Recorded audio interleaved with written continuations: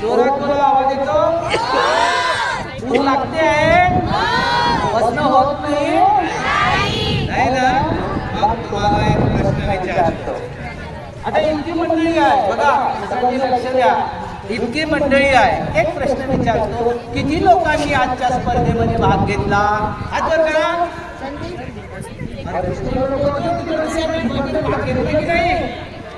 बरं, आता दुसरा प्रश्न आहे का? महत्वाचा प्रश्न आहे, त्याशिवाय ते तर दुसरा प्रश्न असा आहे की सगळ्या वयोगटात पुरुष आणि महिला सगळ्यांसाठी हा प्रश्न आहे.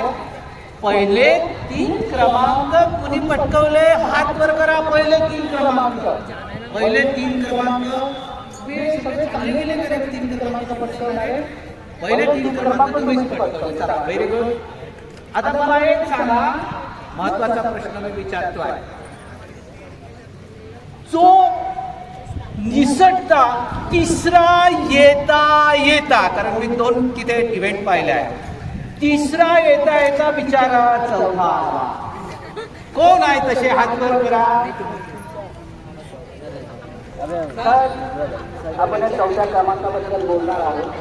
4था क्रमांक जर तुम्हाला दुःख वाटलं तर मी तिसऱ्या येता चौथा आलो आणि प्रत्येक जण चौथा कधी ना कधी असतो. कोणत्याही फील्डमध्ये पाटील साहेब, कोणत्याही फील्डमध्ये चौथा येत असतो.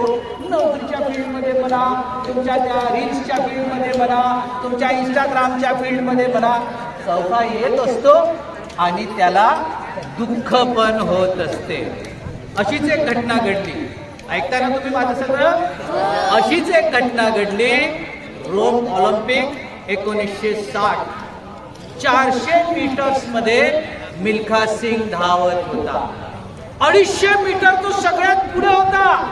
250 मीटर सगळ्यात पुढे होता. त्याला असं वाटलं की स्पर्धा पूर्ण करणार आहे, एवढी माझी स्पीड आहे. त्याने ब्रेक लावला आणि ब्रेक लावल्यानंतर 300 मीटर मध्ये 3 माणसं जे आहेत, 3 खेळाडूच्या बरोबरचे आहेत. 350 मीटर मध्ये 3 माणसं त्याच्या पुढे गेले, 3 खेळाडू. आणि शेवटच्या 50 मीटर मध्ये त्याने जी जोरात धाव घेतली, पण त्या 3 लोकांना तो जिंकू शकला नाही. तो चौथा. त्याला दुःख झालं. विशेष म्हणजे तो पहिला आला. त्या पहिल्या आल्याचं नाव होतं, तो रेग्युलर 400 मीटरचा धावक नव्हता. त्याचं नाव होतं ओटिस डेव्हिड. तो रेग्युलर 400 मीटरचा धावक नव्हता अमेरिकेचा. रेग्युलर 400 मीटरचा धावक काहीतरी वेगळाच होता. काही कारणामुळे त्याला जखमी झाली आणि हा रिलेमध्ये असलेला 400 मीटरचा माणूस हा 400 मीटर रेग्युलर स्पर्धेत धावला आणि पहिला आला. वर्ल्ड रेकॉर्ड त्याचं अधिक मिल्खा सिंगला झालं. पण का हो, एक प्रश्न मी तुम्हाला विचारतो. हार कर भी जीतने वाले को क्या कहते हैं?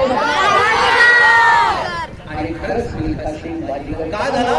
कारण तो आपल्या मनात बसला, आपल्या घराघरात आहे, आपला आयकॉन आहे.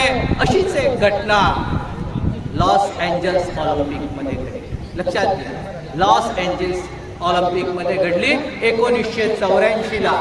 पीटी उषा धावत होती 400 मीटर हर्डल्स मध्ये आणि बघता बघता ती स्पर्धा पूर्ण झाली. आणि पूर्ण झाली नाही असं वाटलं, पीटी उषा दिसली आहे, झाली ती चौथी आली. तिला दुःख झालं आणि जेव्हा लक्षात आलं की जी दुसरी आली, तिचं नाव होतं, अमेरिकेच होती पुन्हा ती, जी दुसरी आलं जुडी ब्राऊन, हे तिचं नाव होतं. ही जुडी ब्राऊन तिच्या बरोबर हिट मध्ये लागली, जसं तुम्ही आता हिट लावलं. आणि सगळ्या हिट मध्ये पीटी उषाने तिला हरवलं होतं. ती दुसरी आली, ते पाहून ती अधिक दुःख झाली, अधिक दुःखी झाली.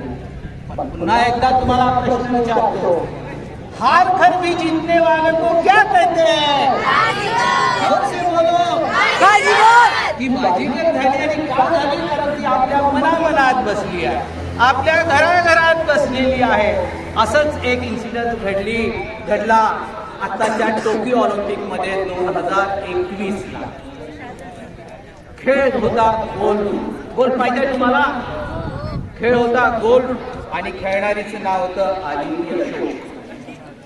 आदिती अशोक पहिल्या 3 दिवसापर्यंत सेकंड प्लेसला होती. लक्षात घ्या, पहिल्या 3 दिवसापर्यंत सेकंड प्लेसला होती. सिल्वर निश्चितच येणार, पण चौथ्या दिवशी एक गोल करू शकली नाही आणि तिचा नंबर जो आहे हा 4थ्या क्रमांकावर घसरला. ती 4थी आली. तुम्हाला माहित आहे पहिली जी आली तिचं रँकिंग काय होतं? ती वर्ल्ड रँकिंग मध्ये नंबर 1 होती. दुसरी जी आली ती वर्ल्ड रँकिंग मध्ये 28वी होती. तिसरी आली ती वर्ल्ड रँकिंग मध्ये कितवी होती? 11वी होती. आणि अशोक आदिची वर्ल्ड रँकिंग किती होती? 200वी होती. 200वी होती वर्ल्ड रँकिंग. आणि जेव्हा ती भारतात आली तिचं मोठं स्वागत झालं. गोल्फमध्ये भारतीय देखील मुकाबला करू शकतात, आव्हान देऊ शकतात. पुढच्या ऑलिम्पिकमध्ये आपल्या अशा 2 आदिती ज्या आहेत त्या आव्हान देखील सगळ्या वर्ल्डच्या गोल्फला.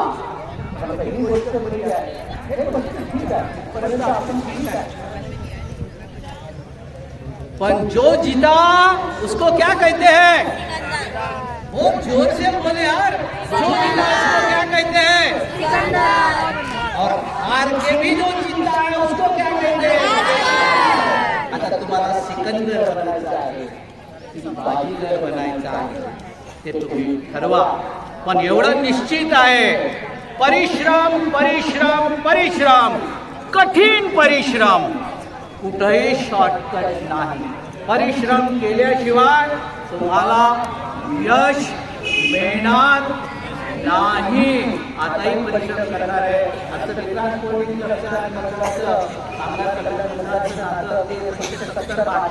आहे.